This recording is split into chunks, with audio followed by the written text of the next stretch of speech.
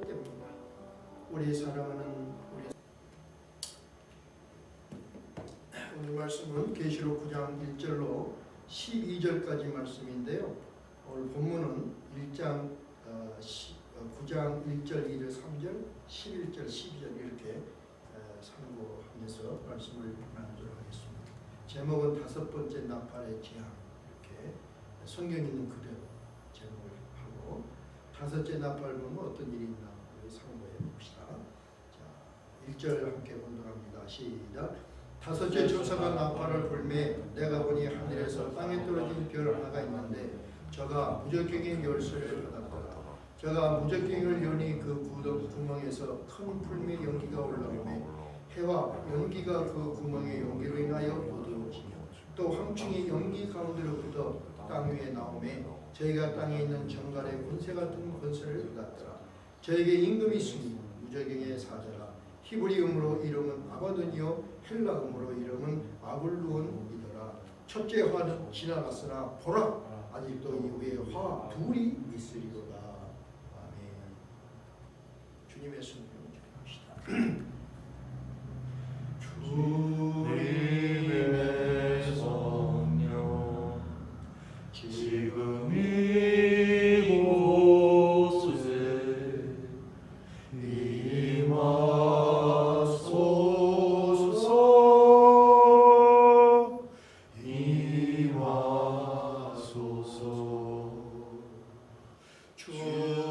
주님의 성령 지금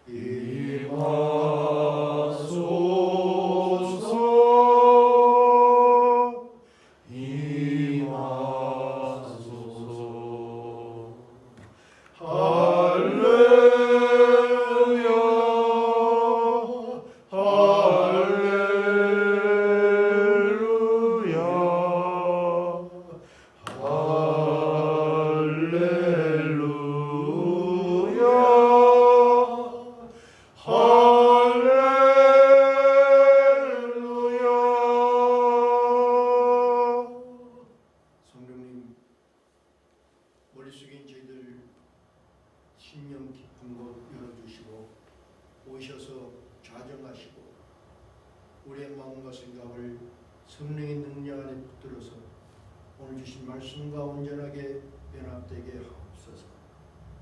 우리의 마음의 모든 잡념들은 막아주시고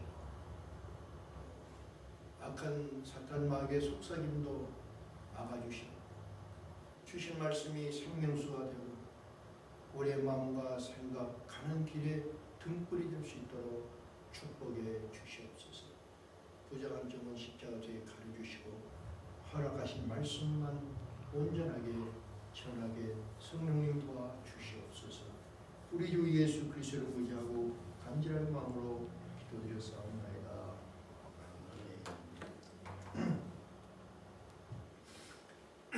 우리가 이 계시록을 공부하면서 중요한 것은 어떤 현상을 시대적인 역사적인 어떤 흐름하고 꽤 맞추는 그런 것은 큰 우울을 도모할 수 있다. 오늘 다시 한번 우리가 생각하고 주어진 현상 징조는 하나님이 하시는 것. 우리는 그런 현상을 알려주셨으므로 그런 현상을 보면서 깨어서 자각하고 성경에서 말씀하시기를 이런 환난 때는 너희들이 어떻게 해라. 그래서 어떻게 하면 보전받을 수 있다. 이 말씀을 우리가 마음속에 깨닫고 그 말씀을 삶 속에 적용하면서 이 마지막 시대를 살아간다면 이 마지막 시대는 고난의 시간, 고통의 시간이 아니라 그 고통에서도 보호받고 안녕의 삶을 살 수 있다. 이것이 하나님의 축복이다. 이렇게 생각하면서 그 대목대목마다 주는 교훈들을 마음에 새겨볼 수 있기를 원합니다. 지난 주일날 우리가 교훈 세 가지를 다짐을 했습니다. 여러분 꼭 기억하시라고 다시 한번 반복하겠습니다. 지난 주일날 우리가 생각했던 것이 그 핵심의 단어 중 하나는 뭐냐면 반 시간 정도가 고요하더라고요. 반 시간. 이 반 시간 동안 고요하는 것은 반 시간이라는 것은 많은 성경학자들이 그 반 시간을 우리 인간의 시간으로 자꾸 환산하려고 그러는데 그런 것이 아니라 반 시간 동안 고해야 그때가 언젠가 우리 시간으로는 알 수 없는 때입니다. 우리 시간으로는 계산할 수 없는 때입니다. 그러나 분명히 여기서 주신 말씀의 의미는 뭐냐면 이 반 시간 동안 짧은 이 시간은 하나님이 인류에게 주신 마지막 기회의 시간. 인류에게 주는 마지막 기회의 시간뿐만 아니라 나에게 우리 각자에게 나에게 주어진 마지막 기회이다. 이렇게 우리가 받아들이면 유익할 것 같습니다. 두 번째 생각하는 것은 이러한 그런 반 시간 동안 돌아오라고 회개하라고 돌아오는 그런 기간 동안에 하나님이 기뻐 받아주는 두 가지가 있는데 하나는 성도의 향기가 있고 하나는 성도의 기도가 하나님께 상달되더라. 이 두 가지. 그래서 우리가 뭘 생각했냐면 하나님의 향기로 살자. 그리고 하나님 향단에 담아진 기도를 하면서 살자. 이렇게 우리가 다짐을 했습니다.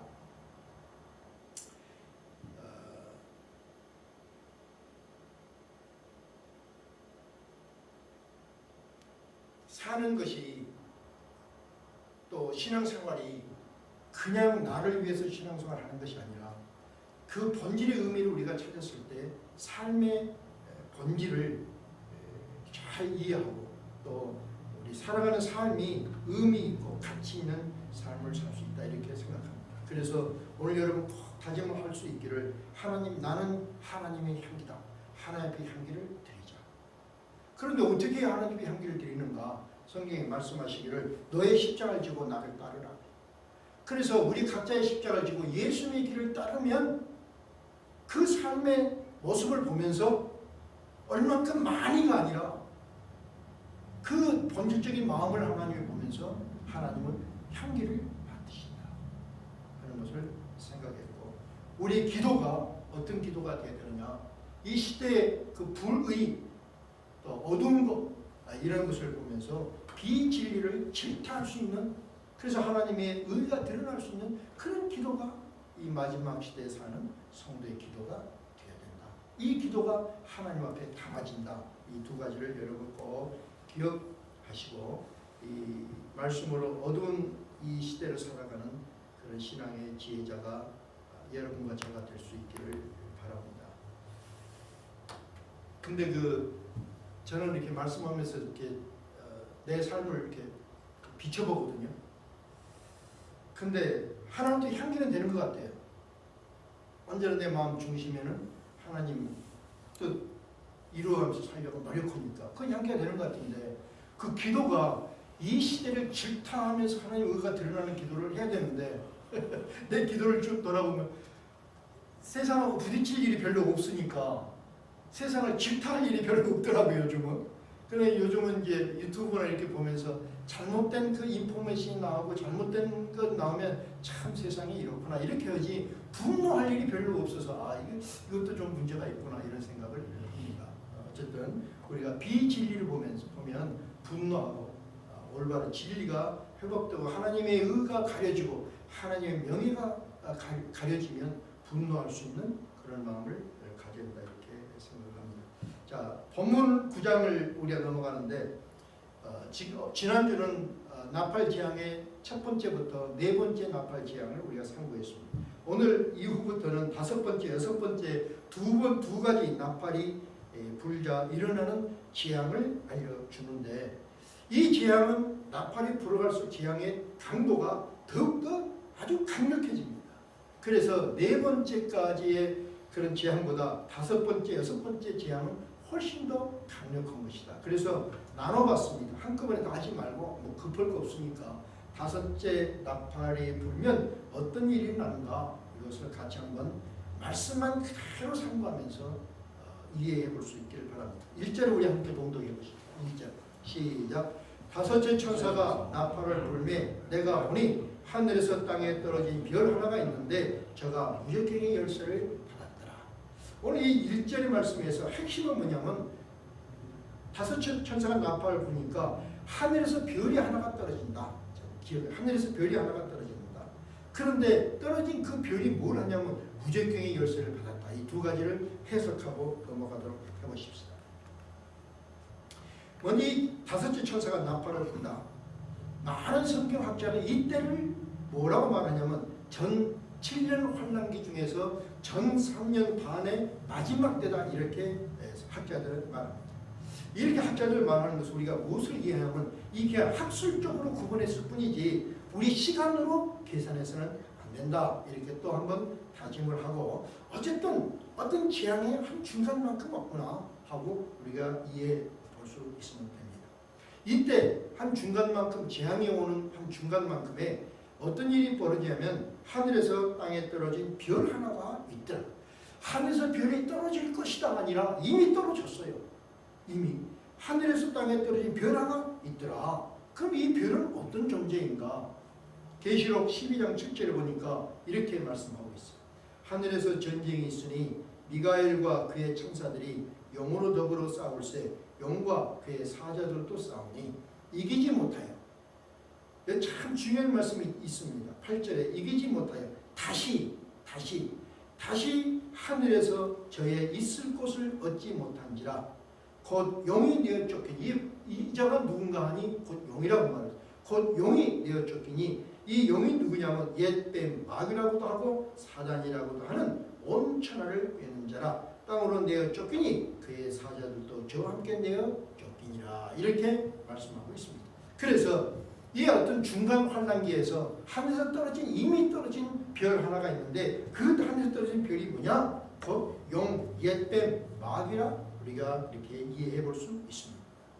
그런데 이 마귀 하늘에서 쫓겨났는데 그냥 내어 쫓긴 것이 아니라 하나님으로부터 어떤 임무를 받았습니다. 어떤 임무를 받았는데 한번 봅시다. 어떤 임무를 받았는가 보니까 하늘에서 땅에 있는 별 하나가 있는데 저가 무적경의 열쇠를 받았더라. 무적경의 열쇠를 받았더라. 즉 어떤 임무를 받았는데 어떤 임무를 받았냐면 무적경의 문을 여는 임무를 받고 이 땅에 떨어져 왔습니다. 그럼 무적경에 대해서 한번 봅시다. 헬라어로는 라우토레아르 테스 아부스 이렇게 되어 있습니다. 바닥이 없는 구덩이에요. 바닥이 없는 구덩이. 바닥에 끝이 없어요. 끝이 없어. 그래서 이것을 시면의 우물 이렇게도 표현합니다. 끝이 없는 곳, 시면의 우물. 여기는 성경에서는 악령들이 갇혀있는 곳 이렇게 풀이를 하고 있습니다. 그래서 무적경이라는 것은 악령들이 갇혀있는 것. 악령은 누굽니까? 자기의 본연의 의무를 다하지 못하고 참 마귀를 따라서 하나님의 반역했던 많은 우리가 숫자를 할 수 없는 많은 악령들이 갇혀있는 곳이라 우리가 생각해 보세요. 거기는 어둡고 끝이 없는 우리가 헤아릴 수 없는 그런 무서운 곳이다 이렇게 이해를 해볼 수 있습니다. 누가복음 8장 31절에 보면 잘 설명이 되어 있어요. 갈릴리 건너편 무덤 사이에 귀신 들린 사람이 살고 있었어요. 그런데 그 귀신이 압박을 하니까 한일에 신음하고 고통을 하고 자기 몸을 자해하는 그런 고통 속에 있었어요. 그런데 마침 예수님이 지나간다는 소리를 듣고 그 예수님을 찾아서 이 남자가 멀리 서서 가까이 올 수 없으니까 멀리 서서 예수님을 불러요. 예수님 나를 도와주시고 나를 구원해 주시고 이 악령에서 벗어나게 해주십시오. 그렇게 간절히 사정을 하니까 예수님이 그 귀신 들린 사람 앞에 왔습니다. 오니까 이 귀신이 먼저 말을 해요. 귀신이 먼저 뭐라고 말하냐면 예수님 앞에 지극히 높으신 하나님의 아들이여 나를 괴롭게 하지 마십시오. 간절히 부탁합니다. 나를 고통 중에 두려운 거예요. 지극히 높으신 하나님 아들인 것을 이 영이니까 예수님이 누군지를 그냥 알아보는 거예요. 그러고는 부탁하는 거예요. 나를 괴롭게 하지 마십시오. 예수님이 묻습니다. 네 이름이 무엇이냐? 그러니까는 이 귀신이 대답하기에 예, 군대입니다. 그러니까 홀로 있는 귀신이 아니라 많은 조직을 가지고 있는 많은 귀신이 그 사람 몸속에 있었음을 우리가 볼 수 있습니다. 이 귀신이 다시 예수님에게 사장합니다. 뭐라고 사장하냐면은 무적갱이로 들어가라 하지 마옵소서. 자기들이 갇히는 그것이 어딘지를 이미 이 영들은 알고 있습니다. 그래서 무적갱이는 너무너무 두려운 것이에요. 그래서 무적갱이로 들어가라 하지 마옵소서. 이렇게 간절히 예수님에게 부탁하는 그런 모습을 볼 수 있습니다. 이것이 무적갱이입니다. 그런데 이런 무적갱이의 문을, 옥문의 문을 열 수 있는, 감옥문을 열 수 있는 권세를 마귀가 받아서 드디어 무적갱 감옥문을 엽니다. 자, 2절 함께 봉독해 봅시다. 그랬더니 어떤 일이 일어나는가? 2절 시작. 저가 무적갱이를 여니 그 구멍에서 큰 풀무의 연기가 올라오매 해와 연기가 그 구멍의 연기로 인하여 어두워지더라 그랬습니다. 이제 일어나는 현상이, 무적갱이 문이 열리자 어떤 현상이 일어나냐면 마치 연기처럼 수를 헤아릴 수 없이 많은 악령들이 이 땅에 쏟아진다. 한번 이렇게 상상해 보시고, 악령들이에요. 악령들. 이 악령들 하나도 우리가 감당할 수 없는데 얼마나 많은지 수를 헤아릴 수 없어. 그래서 연기 같은, 연기처럼 꾸역꾸역 몰려 나오는 그런 악령들이 쏟아 나옵니다. 이 얼마나 많은 악령들이 쏟아 나왔는지 해와 공기까지 어두워졌다. 해와 공기까지 어두워졌다. 이 악령들 숫자가 너무 물리적인 숫자가 많아서 해와 공기를 가려버린 것이 아니라 악령은 물체가 아닙니다. 그러니까 어떤 물량이 많아서 해와 공기까지 어두워진 것이 아니라 쏟아져 나온 그 악령들이 연기처럼 많은 그 악령들이 이 땅에 쏟아 나와서 활동을 하니까 세상이 어두워졌는데 어떻게 어두워졌는가? 해와 공기, 해는 뭡니까? 희망과 진리입니다. 희망과 진리가 어두워졌어요. 중국에서 뉴스를 보니까 중국의 좀 젊은 사람들은 결혼을 아예 안 하는 것이 대세랍니다. 결혼을 하려면 집도 사고 뭣도 사고 뭐 있어야 하는데 아예 그걸 돈을 모을 수 없으니까 아예 결혼을 안 해버린다. 그래서 이제는 젊은 사람들끼리 그냥 애인을 만나는 모임에 가서 애인을만 만난다. 결혼이라는 소망이 없어지고 꿈이 없어져 버려요. 희망이 없어져 버리는 거야. 이미 이 땅에는 각 나라마다 희망이, 우리 한국도 젊은 사람들이 결혼을 안 한다고. 희망이 없어졌어요. 가정을 이룬다. 자손을 생산한다. 대를 이은다. 이런 희망이 없어져 버렸어요. 그러면 그런 희망이 없어지면 단순한 것이 아니라 가장 하나님이 창조하신 생존의 이 창조의 질서가 기본부터 완전히 무너져 버린 거예요. 진리가 어두워져 버렸어요. 무엇이 진리인지 결혼 안 할 거야. 그래 그 말이 맞아. 진리가 없어져 버렸어요. 이런 시대가 벌써 왔습니다. 공기가 어두워졌다. 생활의 내용입니다. 좋은 공기를 마시 생활 내용이 어두워졌어요. 다시 말하면 이 쏟아져 나오는 그 악령들의 활동을 통해서 이 땅이 영적으로 어둡게 변해버렸다. 이렇게 우리가 생각해 볼 수 있습니다. 이미 어두워졌고 앞으로는 아마 더 어두워질 것입니다. 그러면 어떻게 해서 이렇게 어둡게 하는가? 그들의 활동을 3절에서 설명하고 있습니다. 3절 한번 봉독해 봅시다. 3절 시작. 황충이 연기 가운데로부터 땅에 나오매 저희가 땅에 있는 장갈의 권세 같은 권세를 받았더라. 자, 이 땅을 어둡게 했다. 해와 달처럼 달을 어둡게 했는데 어떻게 어둡게 했는가? 황충처럼 황충이 연기 가운데로부터 땅에 나온 악령들의 모습을 지금 황충으로 표현했고 그 황충의 권세는 마치 전갈로 쏘는 것이 그렇게 고통스러운 것이다. 이렇게 표현이 됐습니다. 황충이라고 표현했는데 이 황충의 속성을 먼저 봐요. 황충을 메뚜기입니다. 그런데 많은 그 메뚜기에 대해서 많은 이야기를 하지만 이 황충을 하나의 예를 들어서 황충 같은 그런 속성을 말하고 있습니다. 그래서 어떤 성경학자들이 황충이 이 땅에 올 것이다. 이렇게 말하는 것은 참으로 잘못된 것이다 생각합니다. 이 황충의 속성을 성경에서 뭐라고 표현했냐면 전쟁을 위하여 예비한 말들과 같다. 그래서 이들이 활동하는 것은 연기처럼 쏟아 이 땅에 나온 악령들의 활동의 모습을 말하고 있습니다. 그래서 이 땅을 어둡게 하는데 어떻게 활동하면서 어둡게 하는가? 전쟁을 위하여 예비한 말들과 같다. 다시 말하면 아주 조직적이고 민첩성이 있는 모습을 말하고 있습니다. 머리에는 금면류 같은 것을 썼다 그랬습니다. 금면류관이 아니라 금면류 같은 것을 썼다 그랬습니다. 다시 말하면 잠정적인 승리를 허락을 받았음을 말하고 있습니다. 그 얼굴은 사람의 얼굴 같다 그랬어요. 사람의 얼굴 같다. 다시 말하면 그 악령들은 사람의 생활 속에, 인간 생활 속에 침투해서 인간 생활 안에서 활동하고 있음을 말하고 있습니다. 여자의 머리털 같은 머리털이 있습니다. 다시 말하면 사람들, 이 머리털은 매력을 말하는 거예요. 그래서 사람들에게 매력을 주는 사상이나 또는 재력이나 언어의 능력을 가지고 이 땅에서 사람들의 생활 속에서 활동하고 있는 것을 말씀합니다. 그 이는 사자의 이 같다. 그런데 이런 모습은 어떤 사자의 이는 뭡니까? 잔인하고 공격성을 가진 그런 힘을 가진 모습을 가지고 활동을 한다. 철홍갑 같은 홍갑을 입었다. 즉 자기 방어를 철저히 준비해서 공격을 하고 있다. 그 날개 소리는 병과 많은 말들이 전쟁으로 달려가는 소리와 같다. 다시 말하면 말들이 전쟁에 달려가는 것 같이 아주 맹렬하게 지금 활동하고 있다 하는 것을 우리가 생각해 볼 수 있습니다. 그래서 그 결과를, 그런 악령들의 활동의 결과를 암몬서에서는 뭐라고 말씀했냐면, 그런 악령들의 활동의 결과를 통해서 말씀의 가뭄이 올 것이다 이렇게 예언했습니다. 하나님의 말씀이 말라진다는 거예요. 그러니까 진리가 자꾸 약해진다는 거예요. 그 말씀의 가뭄이 올 것이다 이렇게 말해요. 마태복음서 예언하기를 거짓 선지자와 거짓 그리스도가 일어날 것이다. 많은 사람이 시험에 빠지게 될 것이다. 데살로니가 후서에서는 많은 사람이 거짓 기적의 미혹을 받을 것이다.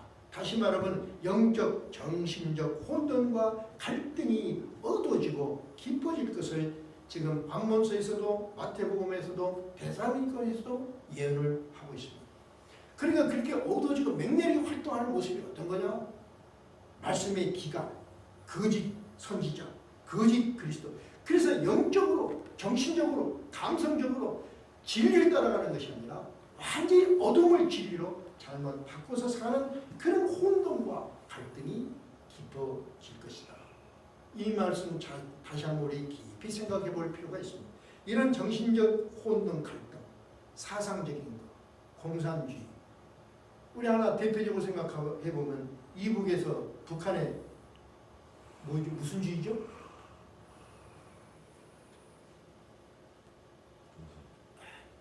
주체사상. 그 주체사상이 결국에는 북한의 주민들을 정신적으로 메마르게 해버리고 소망을 잃어버리게 해요. 혼돈과 갈등을 갖게 하는 그런 사상적인 공격을 70년 동안 해왔어요. 얼마나 많은 사람들이 정신적인 고통을 갖는지 알 수가 없는 것입니다. 그런데 이렇게 많은 공격을 하고 있습니다. 해왔고 지금도 하고 있습니다. 그런데 우리가 생각하는 거예요. 공격당하는 대상이 누군가? 성경이 이 공격을 당하는 대상을 분명히 말씀했는데 4절을 같이 한번 봅시다. 4절 보면 말씀하기를 저에게 이르시되 땅에 풀이나 푸른 것이나 각종 수목은 해하지 말고. 지금 5번째 이 나팔수는 환경을 해하는 것이 아닙니다. 누구를 해하냐면 오직 이마에 하나님의 입맞지 아니한 사람들만 해하라 이렇게 명령을 하고 있습니다. 이 땅에 사상적인 재앙이 오는데 또 정신적인 그런 혼돈이 오는데 그래서 깊은 갈등을 갖는데 삶에 대한 갈등이에요. 삶에 대한 갈등을 갖는데 그 대상은 누구냐? 하나님의 일을 맞지 아니한 사람들만 해하라 이렇게 말씀하고 있습니다. 이마에 하나님 일을 맞은 사람들은 황충의 공격에서 보호받는다. 이게 우리가 지금 이 계시록에서 우리에게 주신 말씀입니다. 그러니까 마지막 말세가 온다 해서 두렵게 만드는 모든 사람들은 모든 선지자는 다 거짓 선지자들입니다. 우리는 황충의 재앙에서 어떻게 보호받는 자들이에요. 하나님을 받았습니다. 입맞은 사람들 우리 한번 보면은 어떤 사람들인가 한번 봅시다. 이스라엘 민족이 출애굽을 할 때 하나님이 재앙이 임한다고 그랬어요.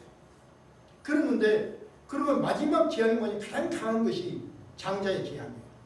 그 장자의 재앙이 올 때 문설주와 문인방의 어린 양의 피를 바른 가정은 장자의 재앙에서 피해 간다. 패스 오버, 피할 것이다. 재앙을 피할 것이다. 분명히 말씀해 주셨고 이 말씀 따라 문설주와 문인방의 어린 양의 피를 바른 가정들은 패스 오버, 모든 재앙이 피해 갔습니다.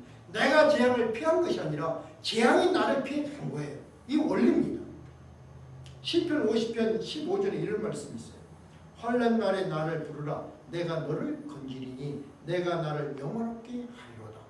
시편에서는 환난 날에 하나님을 부르는 자는 하나님이 건지신다고 했어요. 하나님을 부르는 자가 하나님의 임마인 자예요. 그래서 하나님이 그를 건져내고 건져냄을 받은 자가 하나님 앞에 또 영광을 드릴 것이다. 이렇게 예언하고 있습니다.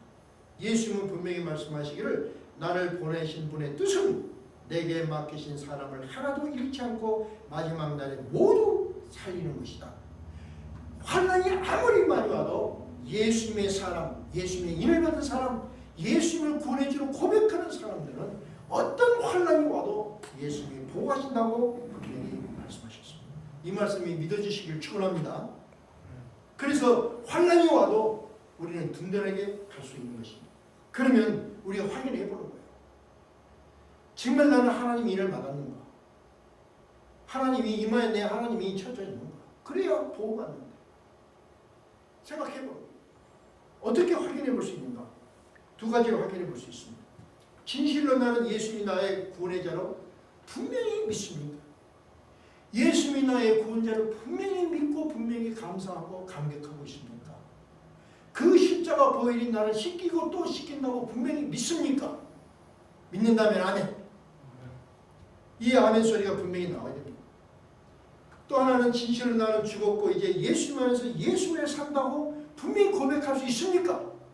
그렇게 고백할 수 있다면 여러분은 하나님의 인을 받아 구분되어진 자요 황충의 재앙은 그런 분을 그렇게 고백하는 자를 분명히 피해 갈 것입니다. 그런데 이렇게 이 고백이 아직도 부족한다면 다시 한번 자기의 신앙을 점검해서 이 두 가지 고백을 할 수 있어야 됩니다. 그래서 이 고백을 통해서 이 재앙을 피해가는 또 재앙을 면제받는 축복을 소유해야 될 줄 믿습니다.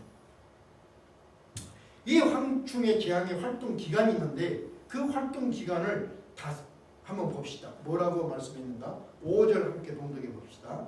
5절 시작. 그들을 죽이지는 못하게 하시고 5달 동안 괴롭게만 하게 하시는데 그 괴롭게 함은 전갈이 사람을 쏠 때 괴롭게 함과 같더라. 자, 여기서 뭐냐면은 황충이 재앙을 줘서 정신적으로 고통을 하고 삶에 대한 고통이에요. 삶에 대한 고통을 주는 그 기간이 5달 동안이다. 그랬어요. 제한된 시간이에요. 제한된 시간. 그런데 누가 이 고통을 당하느냐? 하나님의 인을 받지 않는 사람이 고통을 당하고 고통을 당한 사람들의 고통은 마치 전갈에 쏘이는 것과 같다. 이렇게 지금 말씀하고 있습니다. 여기서 5달이라고 하는 뜻은 뭔가? 성경에서 5자는 하나님의 은혜의 숫자입니다. 그래서 다윗이 여러분 퀴즈 한번 드려볼까요? 엄집사님 그 다윗이 골리앗 돌로 때려서 넘어뜨렸잖아요. 그때 다윗이 돌을 몇 개 갖고 있었죠? 돌멩이 5개. 돌멩이 3개를 들고 있고 3개를 사용해도 5개를 갖고 있었어요. 다윗이 돌 5개로 골리앗을 하나님 은혜예요. 우리 손가락이 5개잖아. 발가락이 5개잖아. 우리 감성 오감도 5개잖아. 하나님의 은혜라는 것을 생각합니다. 또 하나는 뭐냐면 이 5달 동안의 의미는 이 재앙이 무한정 계속되면 이 황충의 재앙이 무한정 계속되면 어떡합니까? 살아남을 수 아무도 살아날 수 없고 그 고통은 엄청난 거잖아요. 그런데 무한정 계속되지 않는 제한된 시간을 주셨다는 게 하나님의 은혜.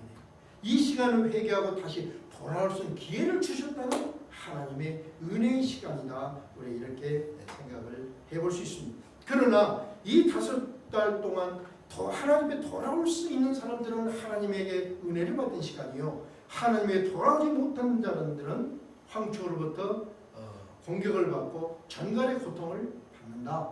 근데 이 전갈의 고통은 어떤 건가? 6절에 보니까 그날에는 한번 봅시다. 6절.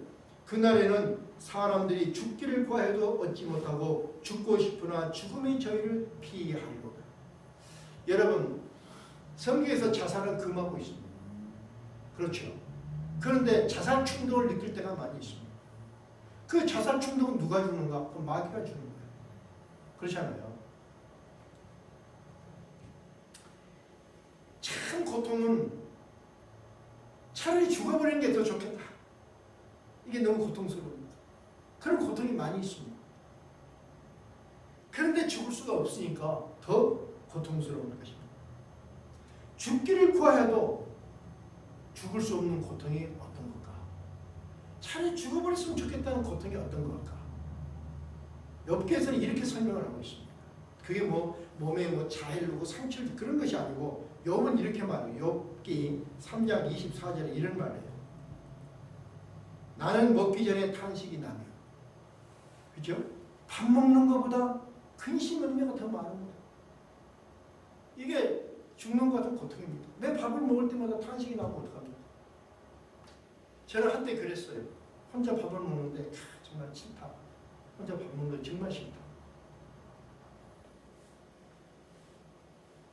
그 전에 저희 애엄마가 하늘나라 간 뒤에 우리 성도님들이 일주일 먹을 걸 집에 월요일로 가서 일주일 먹을 걸 밥을 해놓고 반찬 다 끓여놓고 가요. 그런데 그 다음날 혼자 밥을 먹으려면 그걸 데워서 먹어야 되는데 그게 싫은 거예요. 집이 싸늘하고 아무도 없는 데서 환자가 있을 때는 그래도 괜찮았는데 환자도 없으니까 혼자 밥 먹는데 그게 먹는데 너무 탄식이 나고 싫어.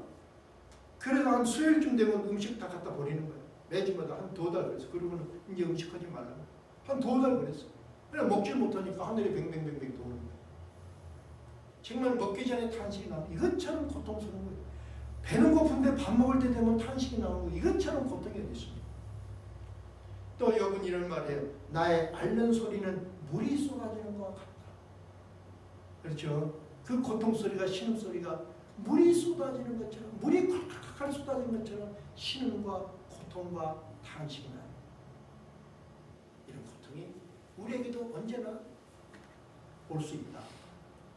또 25절에 이런 말을 해요. 나의 두려워하는 그것이 내게 임하고 가장 두려운 것이 자기에게 임하는 거예요. 이미 임한 것뿐만 아니라 또 두려운 것이 자기에게 임할 것을 보는 거예요. 그 얼마나 고통스럽습니까? 나의 무서워하는 그것이 내 몸에 미쳤구나.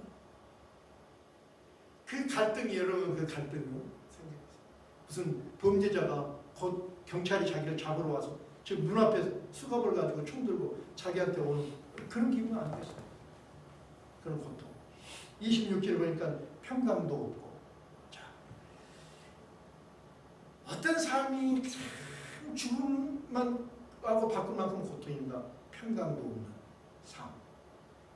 안운도 없고 안식도 없고 고난만 임하였구나. 여러분 아무 희망도 없고 평강도 없고 안식도 쉼도 없고 온 삶이 고난만 계속 있구나. 이것이 그렇게 심한 고통을 주는 것인 것을 볼 수 있습니다. 지금 이북에서 사는 우리 민족들이 이런 고통을 갖고 있는 것 보면 무엇으로? 사상.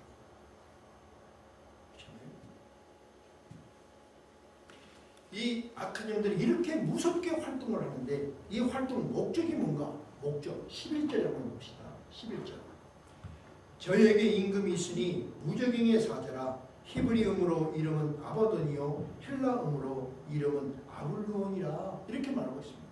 다시 말하면 선한 천사들은 누구를 위해서 일을 하냐면 하나님의 영광을 위해서 일을 합니다. 그런데 이 연기처럼 쏟아지는 악한 영들은 누구를 위해서 일을 하냐면 자기들의 임금, 자기들의 왕을 위해서 일을 하는데 그 왕이 누구냐면 아바돈이요 아블론이라. 이렇게 말하고 있습니다. 이 아바돈은 무슨 뜻이냐면 파괴라는 뜻을 가지고 있습니다. 마귀죠. 근데 이름이 파괴라는 뜻을 갖고 있어요. 히브리 헬라어로는 아블론인데 아블론은 파괴자 이런 뜻을 가지고 있습니다. 다시 말하면 이 악한 영의 그 왕은 목적이 뭐냐면 파괴자예요. 파괴자. 하나님의 모든 질서를 파괴시키고 인간이 가지고 있는 소망과 희망을 파괴시키는 것이, 그래서 멸망시키는 것이 마귀가 하는 삶의 목적입니다. 사역의 목적입니다. 파괴시키는 거예요. 인간관계를 파괴시키는 거예요. 신뢰관계를 파괴시키는 거예요. 사랑의 관계를 파괴시키는 거예요. 모든 것을 디스트로이 시키는 것이 마귀의 역사. 이 마귀를 위해서 이 악한 영들은 무섭게 일을 하고 있습니다. 그 파괴 대상이 다시 하나님의 인을 받지 않는 자. 거꾸로 말하면 666의 인침을 받은 자. 성경에 나와 666의 인침을 받은 자. 그러면 666의 인침 받은 자는 누구냐? 하나님을 부정하고 세상의 인을 받은 자. 세상 사람이 세상 사람. 하나님을 부정하는 사람. 하나님을 믿지 않고 하나님을 거부하는 사람. 들어도 믿지 않는 사람. 이 사람들 세상에 모두 원리로 살기를 원하는 사람. 다시 말하면 세상의 인을 받은 사람들. 이 사람들이 이 5달 동안 엄청난 환난을 겪게 되고 회개하고 돌아오는 경고를 받게 되는데, 그런데도 회개하지 않는 많은 사람들에게 이런 고통이 임할 것이다. 자, 이런 시대에 그 마지막 경고의 말씀을 다시 한번 주시기를 12절에 함께 한번 봉독해 봅시다. 12절. 첫째 화는 지나갔으나 보라 아직도 이후에 화 둘이 있으리로다. 그랬어요. 이미 이것이 화가 끝나는 것이 아니라 첫째 화는 지나갔으나 보라 아직도 이후에 화가 둘이 있을 것이다. 그러므로 이 화는 지금까지 온 것보다 앞으로 두 재앙이 더욱더 남아있다는 것을 지금 우리에게 알려주시고 이때라도 돌아올 것을 말씀하고 있습니다. 이것이 5장 9장에서 5번째 나팔 재앙을 통해서 우리에게 알려주신 경고의 말씀이고 우리에게 준 교훈의 말씀이 됩니다. 그러면 우리에게 준 교훈이 둘을 다시 한번 요약을 하면은 두 가지로 요약할 수 있습니다. 첫째는 첫째 화는 지나갔으나 보라 아직도 이후에 화이 둘이 있도다. 이 말씀 그대로 재앙은 지나가고 끝나는 것이 아니라 더욱더 강한 재앙은 계속된다. 이것을 우리에게 경고를 알려주셨습니다. 두 번째는 그러므로 진실로 회개할 때이다. 진실로 회개하고 하나님 앞에 돌아올 때 이 두 가지 오늘 교훈을 5번째 나팔 재앙을 통해서 우리에게 교훈했습니다. 그러면 이제 우리 한번 생각해 봅시다. 회개하고 돌아오라. 그 기간이다. 그러면 우리 생각해. 하나님 앞에 회개할 것이 우리 각자가 생각합니다. 나는 하나님 앞에 회개할 것이 무엇인가? 하나님 앞에 회개할 것. 회개는 뭐냐면 뜯어내는 것입니다. 반복하는 것이 아니라 뜯어내는, 자꾸 뜯어내야 우리가 맑고 깨끗한 모습으로 세워지는 것입니다. 또 하나는 뜯어내서 그 다음에는 우리 삶이 유턴하는 것입니다. 지금까지 내가 살았던 삶의 방식에서 유턴하는 거예요. 이 두 가지를 우리가 회개라고 말합니다.